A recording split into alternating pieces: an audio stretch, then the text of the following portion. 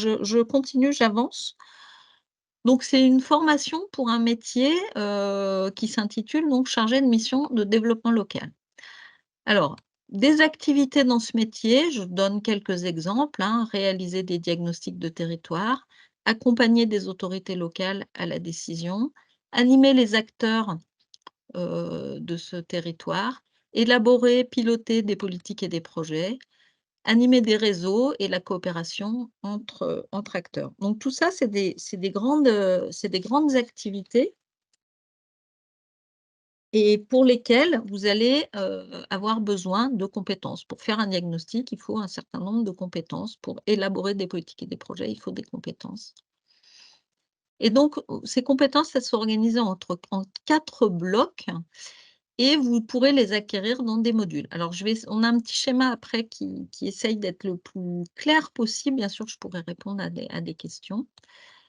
Les contenus de formation, c'est donc 3 blocs de compétences, de tronc commun. Donc concevoir des politiques et projets de développement local, mettre en œuvre et piloter les politiques et projets élaborés pour le territoire, animer les partenariats et la relation avec les habitants sur un territoire. Donc en gros, dans ces 3 blocs, il y a plusieurs, modules et dans les modules, vous acquérez les compétences nécessaires à l'exercice du métier de chargé de mission de développement local. Ensuite, vous avez un bloc qui est optionnel, donc enfin, vous devez en choisir un parmi 5 qu'on propose. Donc il y en a un premier sur gérer les projets au service des territoires. Il y en a un autre qui est centré sur la question du changement climatique. Il y en a un qui est autour de l'accompagnement du développement économique local, un sur la solidarité sur les territoires et un autre sur la mobilisation citoyenne. Donc c'est 5 parcours, donc vous ne pouvez pas suivre les 5, hein, ils sont conduits en parallèle à la fin de l'année de formation. Ils sont conduits, là cette année, ce sera entre mai et juin, à cheval sur le mois de mai, le mois de juin, durant 5 semaines. Heu, le groupe qui pour l'instant est un groupe, soudé, et qui travaille tous ensemble va, se décliner en sous-groupes et les personnes, travailleront, bah, certaines sur la question du développement économique, certaines sur la question du changement climatique, et cetera. Alors l'architecture de la formation, elle est la suivante. Vous arrivez en septembre, vous avez, plusieurs, modules qui vont se succéder. Donc un premier module qui va poser les bases de la formation sur les fondamentaux, du développement, de l'action publique, et cetera. Et puis ensuite, un module sur la décentralisation, un module sur les politiques publiques, bon, je ne vous fais pas la liste, hein, parce que ce serait un peu. Ensuite, vous avez une semaine de répit, repos, respiration, on peut donner différents noms à ce moment qui vous permet de travailler individuellement vos travaux d'évaluation des compétences que vous devez tout au long de l'année, rendre de manière à, obtenir votre diplôme. Donc ensuite, à nouveau plusieurs modules, à nouveau un temps de pause pour faire ces travaux d'évaluation et alors à la fin donc les modules de spécialisation, les parcours et ensuite en fin d'année un jury de repositionnement, pour, expliquer ce que vous allez faire de tout ce que vous avez acquis en formation durant l'année. Alors ce calendrier, il s'étale donc de septembre à juin. C'est un calendrier qui est très dense, hein, il y a énormément d'heures de cours. On a cours, tous les jours du lundi, au jeudi de 9h à 17h, bon quand même avec une pause entre midi et 2. Mais c'est quand même vraiment une formation, je dirais à temps plein. C'est très, très difficile de travailler, enfin voire même impossible, hein, de travailler, à côté, donc il faut le savoir. C'est une formation très dense et très engageante. Sur, l'évaluation des compétences, on a donc, des travaux d'évaluation, comme je viens de le dire, qui ont lieu régulièrement tout au long de l'année. Ils sont articulés aux modules de formation que vous allez suivre. Ils peuvent avoir lieu excusez-moi, je suis en mission. Ils peuvent avoir lieu, excusez-moi parce qu'on a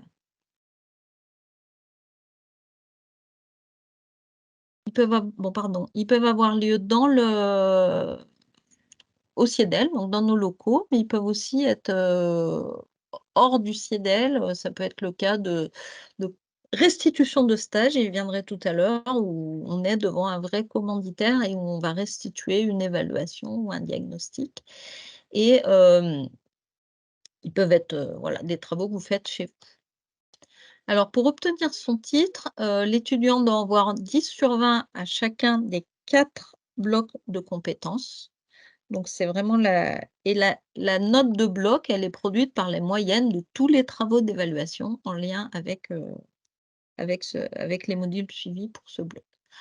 Ça peut paraître un peu compliqué, en fait, nous, on vous accompagne tout au long de l'année, toute l'équipe de formateurs est absolument, au courant de ce qui se passe, a l'architecture en tête. Donc en fait, je dirais les étudiants, une fois qu'ils sont au CIEDEL et qu'ils ont commencé la formation, ils se laissent guider par le déroulement de l'année. L'important, c'est d'être vraiment, présent, régulier, de travailler tout au long de l'année et c'est ce qui, permet la réussite, à la formation. Alors, peut-être, Sophia, est-ce qu'il y a des questions à ce niveau? Pardon, mon micro était éteint. Oui, il y a 2 questions. Alors, Oui. une première question sur les modules de spécialisation. Sont-ils à choisir à l'inscription ou au cours de la formation? Alors, ils sont à choisir à l'inscription, mais après on vous donne un petit délai pour préciser le choix. Heu, voilà. Ensuite, Philippe qui nous demande une promo de combien et quel type de profil? Alors la promo, c'est en général une vingtaine de personnes. Mais par contre, il y a pour chaque cours alors non, pas pour chaque cours, mais parfois pour certains cours, des personnes qui viennent suivre un seul module. Bon, j'ai dit que c'est une formation modulaire, j'ai peut-être oublié de le dire, c'est, 1 semaine, jusqu'à 4 semaines. Par exemple, le module, où on apprend, ce qu'est l'évaluation et comment on fait une évaluation, on fait une évaluation en réel, dure 4 semaines. Donc parfois, vous avez une, deux, trois, 4 personnes qui rejoignent le groupe uniquement pour suivre, ce module. Ça a été le cas cette année pendant le module politique publique. On a eu, un groupe qui venait du Liban qui nous a rejoints, et puis, j'ai déjà oublié les gens qui avaient rejoint le cours, mais on a eu, plusieurs personnes qui se sont joints à nous. On dépasse jamais les 25-26 personnes. Au-delà, ça nous permet plus d'élaborer enfin de mettre en œuvre la pédagogie à laquelle, on tient. Donc ça, c'est une chose. Après sur le profil, la moyenne d'âge, alors, Sophia, je crois qu'on l'a pas recalculé cette année, il faudrait qu'on le fasse, mais les 2 dernières années, c'était 39 ans. Donc ça, c'est le Ouais. profil, en âge. Après sur les types de postes, on a des gens qui viennent, soit des associations, soit, du secteur des collectivités territoriales, soit de ministères, centraux ou déconcentrés. Alors on a des gens qui sont dans des petites associations, on a des gens qui sont dans des grosses ONG internationales. Je dirais, ce qui réunit toutes ces personnes, c'est, leur besoin d'acquérir des compétences autour des questions de développement local. Mais c'est vrai qu'on a des profils assez variés. Et ça dépend des années. L'année dernière, on avait très peu de gens qui étaient, heu heu, proches enfin, qui travaillaient, avec les pouvoirs publics ou cette année, on a plusieurs personnes qui sont on a une personne qui est maire de sa commune, on a des gens qui ont une expérience politique, donc voilà, selon les années, les profils peuvent varier. Nous, ce qui nous intéresse, c'est d'avoir des profils, justement complémentaires parce que, une année, on avait un sous-préfet, sénégalais, donc c'était intéressant, d'avoir un sous-préfet pour, qui dialoguait avec, des représentants du monde associatif ou des ONG parce que ça permet des frictions, mais surtout ça permet de devenir amis pendant l'année et ensuite de travailler ensemble. Je ne sais pas, est-ce qu'il y a d'autres, questions? Ouais, il y a d'autres questions. Alors excuse-moi. Pour revenir sur le rythme de la formation, vous avez mentionné que les cours se déroulaient du lundi au jeudi. Quel est le programme du vendredi, libre ou atelier, conférence, et cetera?